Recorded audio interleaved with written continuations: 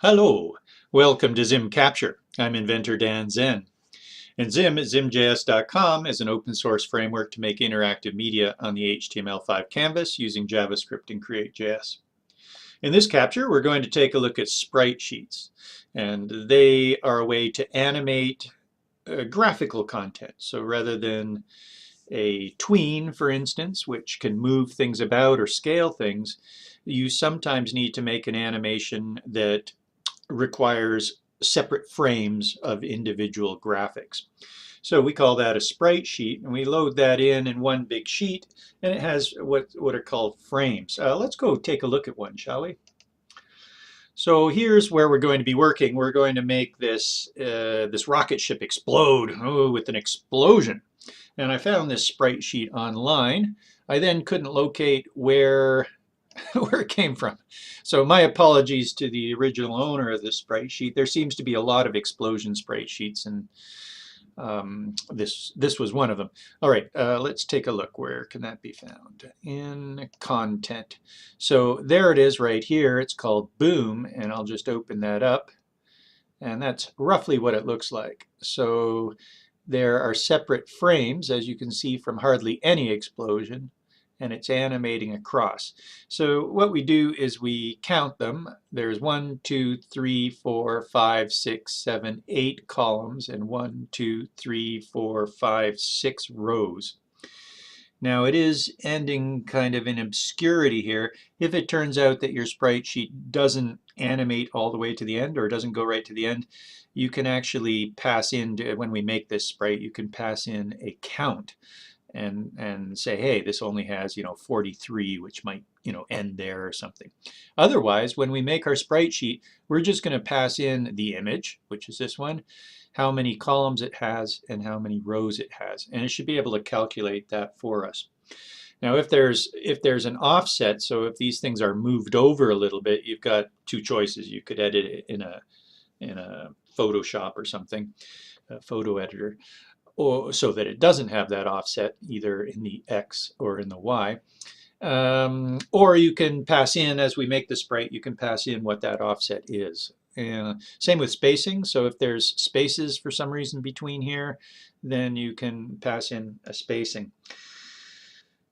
Now we can handle one animation that say goes to here, and then on the same sprite sheet another animation that goes to here. But in the ZIM sprite, they need to be consecutive, and they need to be all of the same size. So if you have different dimensions here for your frames, then you need to make that a different sprite sheet. Now Create.js has support for sprite sheets natively, and you can do some complex things with those, so you're welcome to take a look at that. I think that the ZIM sprite will probably handle most of what you need. That will allow you to play animations within here or play the whole thing at certain speeds. Okay, the ZIM sprite uses a run method. As we'll see, there's a run method that will allow you to run it over a length of time. So rather than worry about the frame rate has a little bit of an issue, as far as I found anyway, in that if you have other tickers going, like you're animating a background or something, you're stuck with that frame rate, and it's hard to, as far as I can see anyway, hard or if not impossible, to make this sprite play at a separate frame rate. So instead, what we're doing is we're piggybacking on the ZIM.animate. We're using a run method which piggybacks on the ZIM.animate to animate the sprite sheet over a certain amount of time.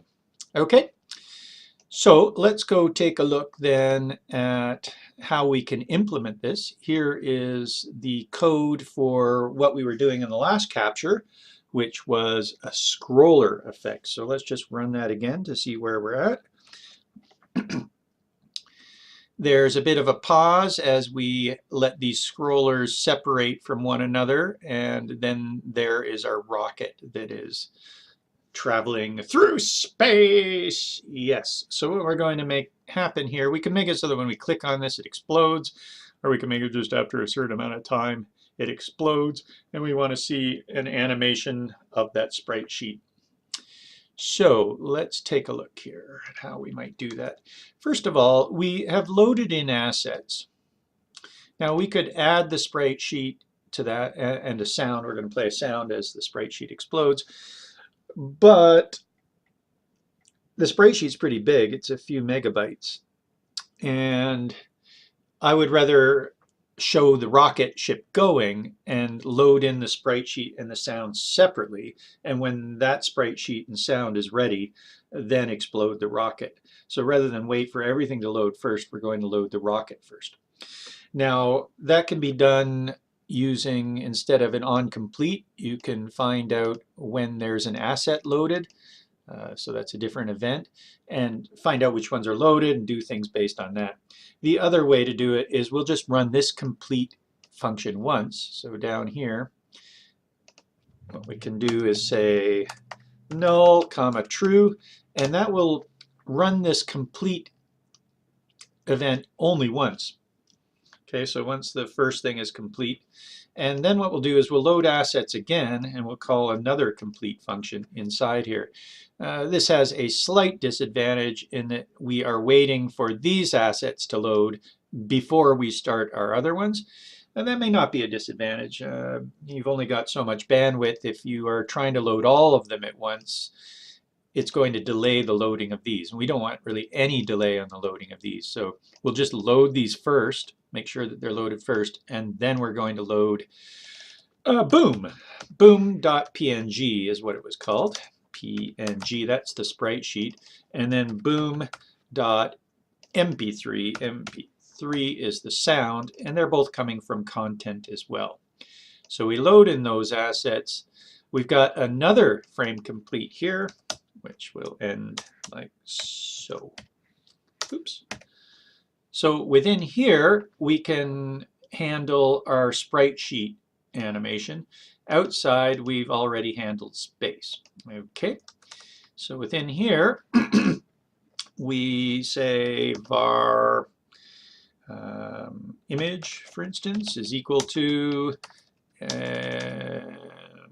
frame.asset. And then we will collect the boom.png. So that's our image. Now we're going to pass that image into a new sprite. So var explosion is equal to a new ZIM.sprite. ZIM.sprite piggybacks on the create.js sprite, but it adds a few things. It's mainly sort of the way that we process things here. The actual running of the sprite sheet is all handled by the create.js sprite. So the ZIM sprite, we can pass in a bunch of parameters here. The ones that we'll need to know about, though, are the image and the calls, which were, what, 8 and 6 is the rows. So after that, there's a few other things as well, but that's really all we need at the moment to make this work. So that's an explosion.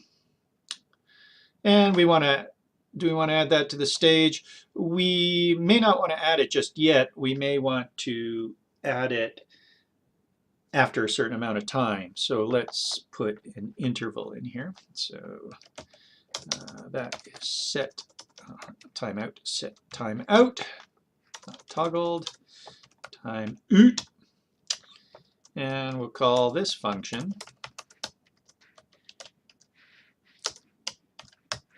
there after, oh, I don't know, we'll let it run for another 4 seconds or so.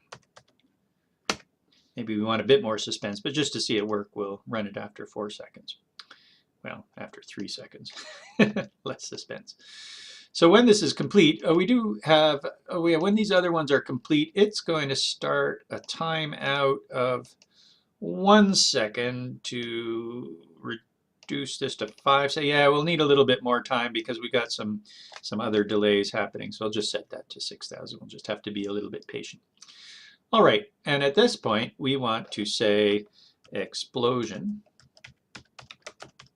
Now if you add a sprite sheet to the stage initially, I think it stops on the first frame, which looks kind of funny.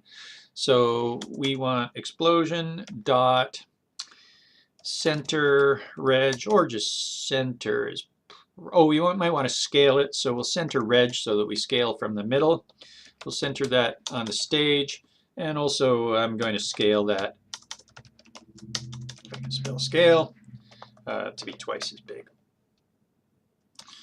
Okay, so that puts it on there, and now we play it. Explosion dot run.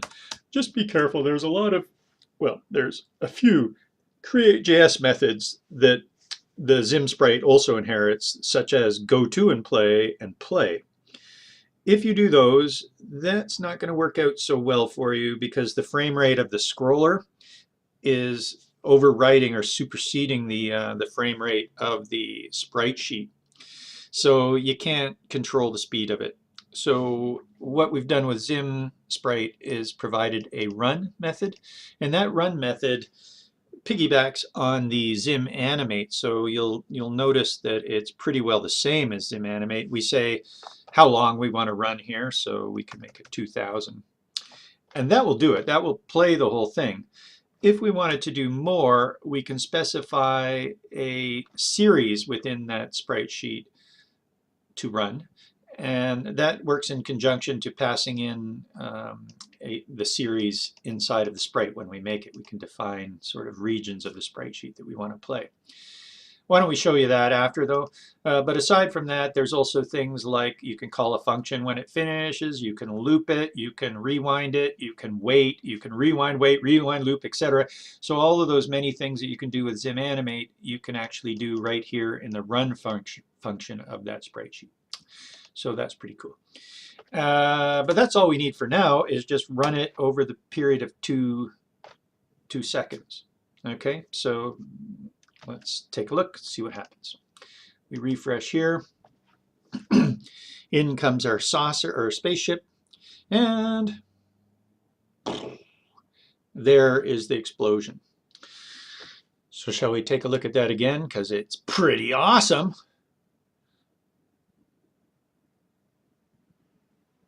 Nice. But we don't want that ship to be there anymore. So we also want to play a sound. How about we do both of those then? So to play a sound, when the timeout happens, we can just say frame.asset. We'll ask for our sound, which is boom mp3 dot play. And that will play the boom sound. And we wanted to animate out the rocket, so that was rocket.animate. Now just be touch careful. I think I defined the rocket when we made the rocket in our last ZIM capture. The rocket was declared inside this set timeout function, and therefore it wasn't accessible outside. So afterwards I've moved it to outside so that we have access to it inside of here. And that is rocket.animate, and we'll animate out the alpha colon to 0 in, I don't know, 600 milliseconds or something like that. That will animate out the rocket and play the sound. Shall we check it out? We wait. Bum, bum, bum, bum, bum. Nice. No rocket. We might also want to stop this scroller. It's still taking us through space. So to stop the scroller, we can just set the speed to 0, but that would stop it immediately. Do you want to see what that looks like? Scroller dot speed equals 0, and scroller 2 dot speed equals 0. And we refresh here. And we wait. The rocket comes into space. It seems like a good... Oh, something's happened. But look, dead stop on that. I would rather animate that slowly to the end. So we can animate that since speed is a property of scroller. Just be careful, scroller itself is more of a it's an ethereal class. It doesn't really have a body. It's not a ZIM container, for instance. It's only a mathematical class. So we cannot say scroller.animate. All right, that can only be done on something that has a stage and so forth and so on. So instead, we will go ZIM.animate, and we can pass in a few things here. Let's see. So this is ZIM.animate is roughly the same. Is roughly the same as saying scroller.animate, except we need to pass in a target. And the target will be the scroller. And what else do we have? We have the animation object of what we're wanting to animate, and that will be the alpha. No, speed, sorry. Speed. And the speed we're going to be animating to 0. So this is the speed property of the scroller. Now that doesn't work either because ZIM still thinks that the scroller has a stage and stuff like that, and the ticker requires a stage, and so we just need to say no ticker, ticker colon false, like so. So now we're on the property, or sorry, on the target of scroller, which can be any object. There's a property that we want to animate to 0, and we don't want to use a ticker to update the stage because it's the target itself doesn't even have a stage to update it. Okay, so that's how that's done, and we copy that. It's a little bit odd, but it's okay. And scroller 2 as well.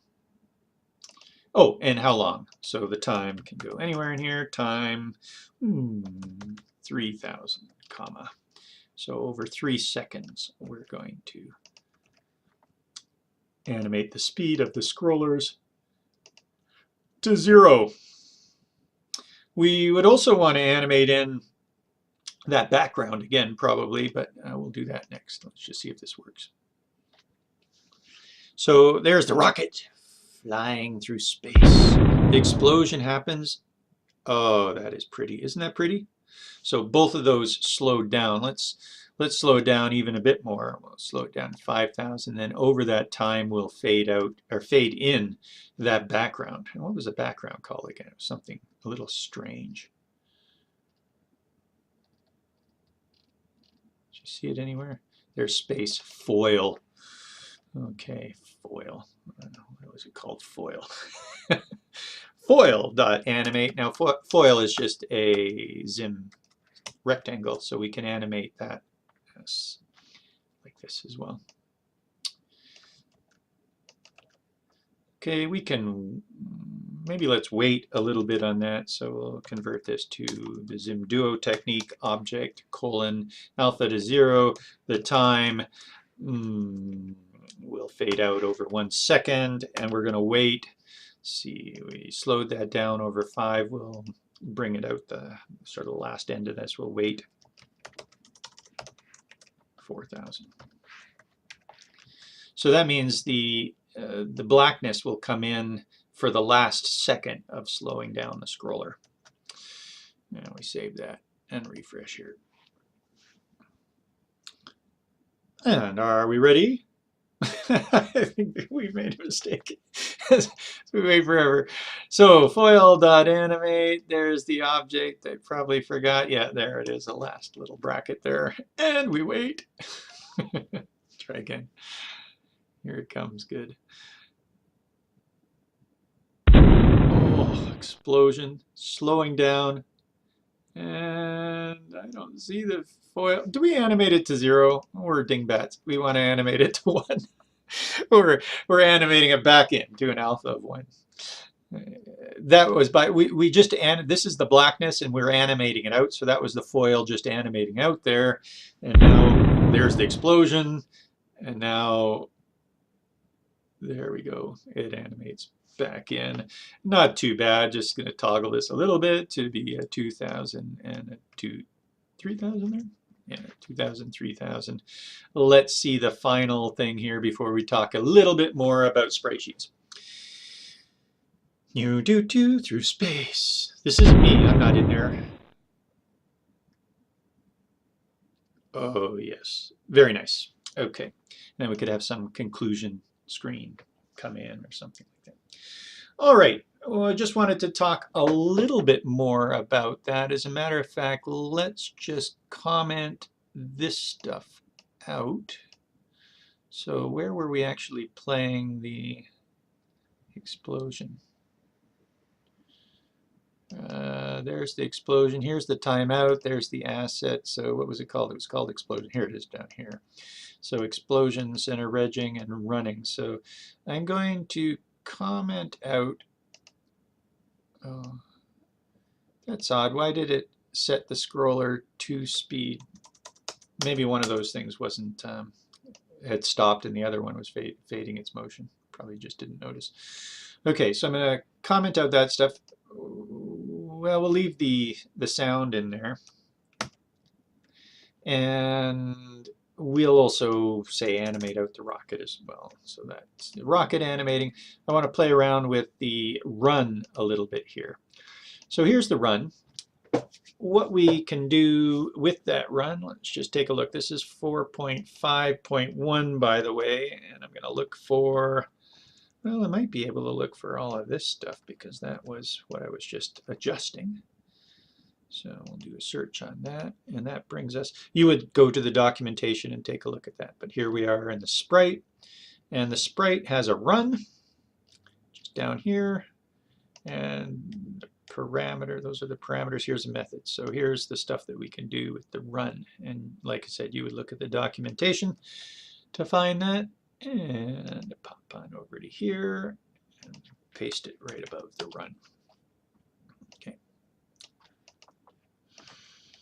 So the time, a label. So just a little bit about a label, I guess. To make a label, rats, we need to pass that into the sprite itself. So here's the explosion, and we are dealing with an image here, image colon, we're going to the ZIM DUO technique so we can access an animations property or parameter.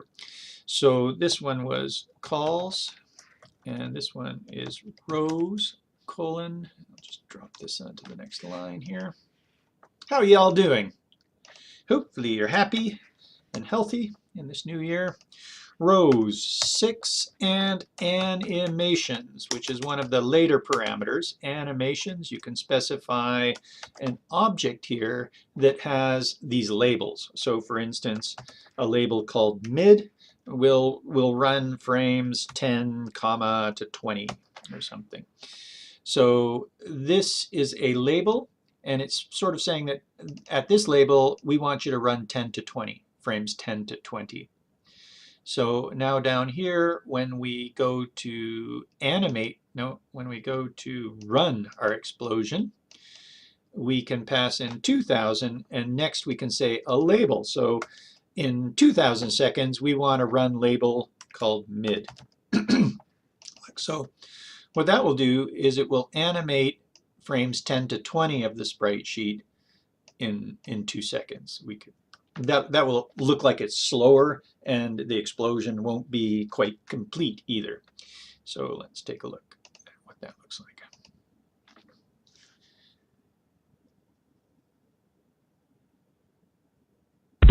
There's the explosion. Note, it didn't start from the beginning. It's a bit slower. And not only that, it didn't really end, and it's still sitting there, which is of interest. For us to remove that, let's see, we can call a function when this is done, which we didn't do, did we? No. Okay, so let's show you that too. First of all, we're going to change the run to ZIM DUO. And this is the time, colon. This is the, well, to call a function, I guess we don't, because it's just the third one there. So I'll back out of that. To try some of the other ones, we will. But if we just needed to call a function, note that's the next parameter there. So we can say function In other words, what we're trying to do is when this thing finishes, we want to remove that from the stage. And that would be stage.removeChild. What's it called? Explosion. Explosion. Like so. We might need a stage.update after that just in case, because if the animation is done, then the ticker is taken. Oh, we've still got, yeah, we've got all sorts of other animations going. Well, we would have if we were animating those down. Scrollers are still going, for instance, so we don't need a stage.update there. All right, so we're just going to remove the child when the explosion is done, and let's take a look at that. I won't be sitting there. Mind you, it's going to be a hard remove, which won't be very pleasant. There it is. It's going, going, going, gone. Okay, so anyway, the point is we can animate something. We could set a run series here. We could set a walk cycle. We could set a etc. And then we can bring in one sprite sheet and just know that we've got these areas labeled. And so when we go to play that sprite sheet, which is with the run, we can just pass in which one we want to run and set a specific time. If we know that's shorter than the other one, then we can run that in a second, for instance. And I think that's not too bad. I kind of like that, the ability to specify a length of time for the animation to complete. All right, so that was the label call. But aside from the label call, we're not going to call label anymore. I want to get to show you some of the things like wait and loop. Well, wait, you can imagine what happens there. It just waits and then it runs it after. So we wouldn't even have to do a set timeout. As a matter of fact, we could have just run the wait. But we wanted to run these things as well in the set timeout, so fine. I wanted to show you the loop and the rewind though, so let's take a look at those. To get to those, it might be easier. We will still want to remove our explosion when we're done. But we want to turn this into the ZIM DUO technique here of time, colon. We won't run the mid. This is a call. So call colon that function, and we'll leave that one at the end. And how about a loop colon true? Now I guess if we're looping true and not doing anything else about that, such as a loop count, we'll never get the call. If you do want to call after each loop, then you want a loop call instead of a call. But anyway, we'll leave that in there we're going to swap up things in just a second. So we have this in here. Now the explosion should, oops, I think we forgot something. Forgotted something. We have a bracket. We have a missing end of bracket. There we go. Okay, so we save that. And here we are. There's the explosion. And note that explosion is now looping. In the loop call, for instance, if we did have a loop call, we could have it play the explosion. Should we try that? So here's the explosion play. Well, sorry, we are playing the explosion. Play the explosion sound. So we'll change this to a loop call. Now we won't remove the child at that point because we want it to continue to loop, but this will run after each loop, and so it should play that explosion after each loop if we really wanted to do that.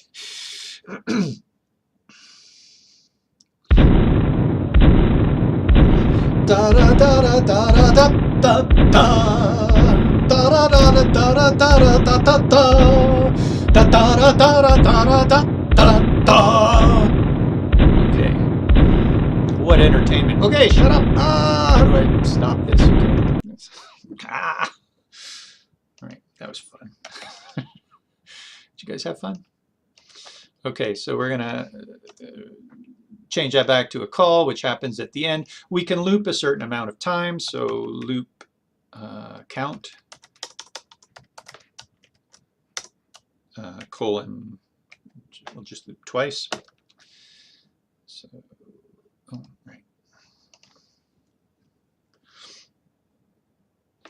And here she comes, the ship that will now be exploded only twice. Once, twice, the end. And a rewind, colon true, comma.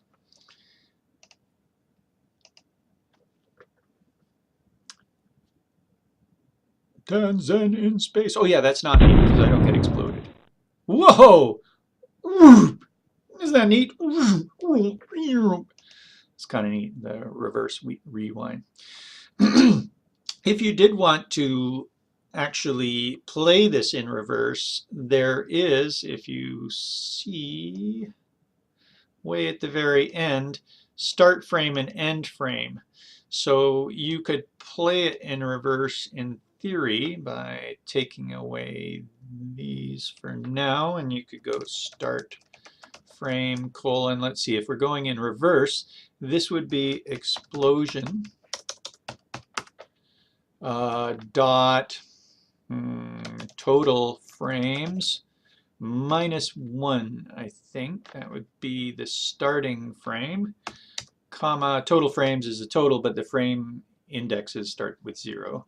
And then end frame would be 0. So let's have a look at that. And we refresh here. And now we'll just play the animation in reverse. Okay, not too much of a difference with an explosion. Let's just peek at that again. But I think that is sort of imploding, an implosion. Implosion. What else is in here? Rewind, waits call. Yeah, okay, end frame. Good. So, excellent. That's about a sprite sheet. Now, there is a ZIM capture that shows a sprite sheet that is a little bit old. I might, or not a ZIM capture, this is a ZIM capture, a ZIM bits, my apologies, a ZIM bits, which is a little bit old. This is the 4.5.1 version of a ZIM sprite where we've made some significant changes. Okay, so I'll probably go back and adjust that sprite sheet ZIM bit. There's also a scrubbing of a robot in a ZIM bit as well, so that you can scrub a sprite sheet. And that uses a sprite sheet that, rather than specifying calls and rows here, like this, it actually makes a sprite sheet data when we export the robot from a flash file, like a Swift file with Zoe, which is made by the Create.js team, Zoe. And that allows you to make a sprite sheet like this and export sprite sheet data. So at that point, we don't want to create all of this stuff like that. What we would do instead is we would make sprite sheet data. We would make a sprite sheet object, a Create.js sprite sheet object, and then we would pass that into the sprite. So it would just look like, it wouldn't have any of this. It would just be sprite sheet colon whatever the Create.js sprite sheet is that we call something like that. And we would pass that sprite sheet with the sprite sheet data into it, and we can play it in a similar manner to what we had down here, but we wouldn't make it the same way because the sprite sheet data was already made for us. That's available in the documentation as an example as well. Wow, that was exciting. We had an explosion. We saw the spaceship explode in space, and that was in a ZIM capture here at zimjs.com. Have a great day.